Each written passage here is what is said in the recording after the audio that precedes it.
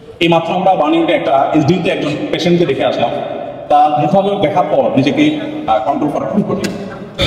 আলহামদুলিল্লাহ, আমরা Dhaka medical college এবং বার্নিং ঘুরে ঘুরে দেখেছি। প্রত্যেকটা পেশেন্টের কাছে আমরা গিয়েছি। উপদেষ্টা মহোদয় ছিলেন, সাদিক ভাই ছিলেন, আমরা ছিলাম।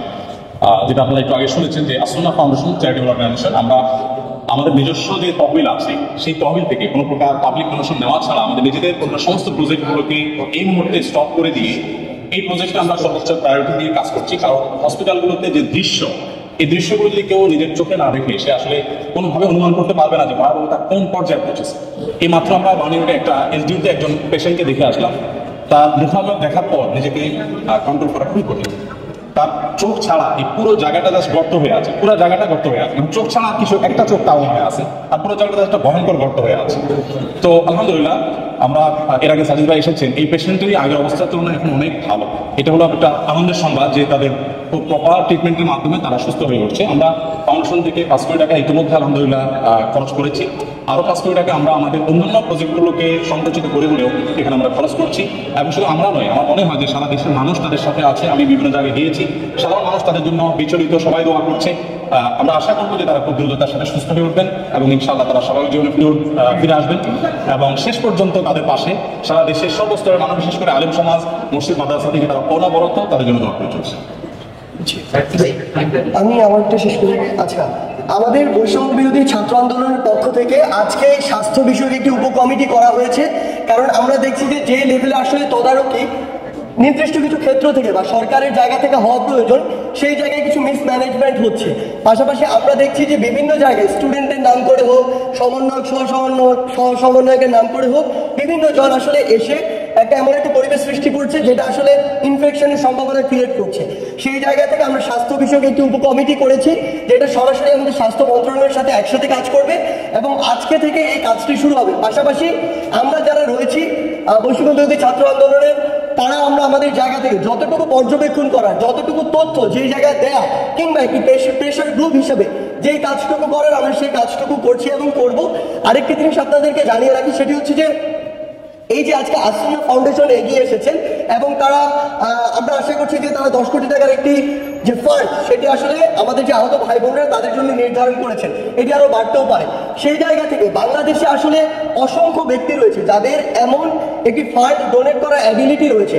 তো জাতির এই দুর্যোগপূর্ণ সময় তারা যদি এগিয়ে না আসেন, তাহলে আসলে কখন আসবেন তারা? এই প্রশ্নটি আমি ছুড়ে দিতে চাই। সেই জায়গা থেকে আমরা মনে করি এটি আসলে প্রচার প্রসারের কোনো জায়গা নয়, এটি হচ্ছে নীরবে কাজ করার জায়গা। আমি সে সকল মানুষদেরকে অনুরোধ করব, আপনারা যদি এগিয়ে আসতে চান আমাদের সাথে আপনারা যোগাযোগ করুন। আমরা জাস্ট কানেক্টর হিসেবে ওই রোগীদের সাথে যাদের এই ফান্ডটি প্রয়োজন তাদের সাথে আপনাদেরকে কানেক্ট করিয়ে দিব।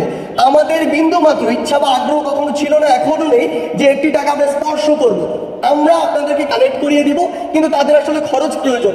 সরকার থেকে যেটি আসবে সেটি কিছুটা সময় প্রয়োজন, কারণ তাদের কিছু প্রসেস রয়েছে। আবার সেটি কিন্তু একটি নির্দিষ্ট ফান্ড, একটি মানুষের পরিবার রয়েছে, উপার্জনক্ষম যে ব্যক্তিটি হসপিটালে, সে বাদ দিয়ে বাকি মানুষগুলো রয়েছে, কিংবা এখান থেকে যাওয়ার পরে পোস্ট যে সিচুয়েশন, ওই সিচুয়েশনে সুস্থ হয়ে উঠতে একটি লম্বা সময় প্রয়োজন। এই সময় ওই মানুষগুলো কিন্তু লম্বা একটি ব্যয় প্রয়োজন। ওই গরিব মানুষগুলো ঋণ করে এই ব্যয়টি কিংবা ধার করে এই ব্যয়টি বর্তমানে চালাচ্ছে। সেই জায়গা থেকে আমাদের বৈষম্য বিরোধী ছাত্র আন্দোলনের পক্ষ থেকে আপনাদের মাধ্যমে বাংলাদেশের সেই সকল মানুষকে অনুরোধ, যাদের এই সামর্থ্যটুকু রয়েছে, আপনারা সুশৃঙ্খলভাবে আমাদের মাধ্যমে হোক বা অন্য যে কোনো মাধ্যমে হোক তাদের পাশে দাঁড়ান। তাহলে আমরা বিশ্বাস করি যে তারা সেই মনোবলটি পাবে এবং আল্লাহর রহমতে দ্রুত সুস্থ হয়ে উঠবে।